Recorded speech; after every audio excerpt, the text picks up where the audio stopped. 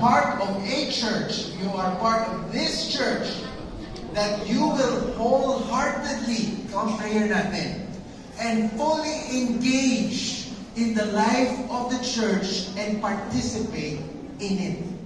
Hindi yan para sa inyo, para sa katabi mo. So as we start, matinig yung mata nyo, matalas ang mata nyo. May kilala kami, may katabi ka ba mga matalas ang mata? Hindi pa bilog, patusok yung mata niya, kaya matalas. Can you find the odd one out in this picture? Kaya niyo ba? How about this picture? What is the odd one out? Ano ang naiba? Alin ang naiba? Saan? Alin ang naiba? Saan? Meron naiba? Pareho naman. Hindi ko nakikita. Hindi ko alam. Ano ang naiba dyan? Meron? Kung ito ang nakita nyo, tama! Dahil lahat ng iba stuffed toy, ito totoong aso. Okay. The prophets, you are aliens and strangers. But this time, Paul tells them, you are no longer those people.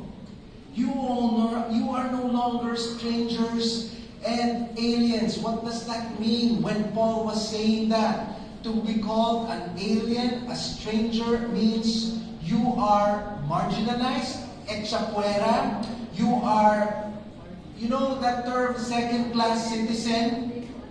Merong ibig sabihin yun, meaning you are separated, you are alienated, you are even discriminated. Have you ever been outside of the Philippines to a nation where people look down upon people who look like us? You who were once far off, speaking to the Gentiles, have been brought near by the blood of Jesus Christ. It took the ultimate sacrifice for God to have us enjoy God's blessing, enjoy God's provision, enjoy God's goodness, enjoy God's mercy, and enjoy eternal life.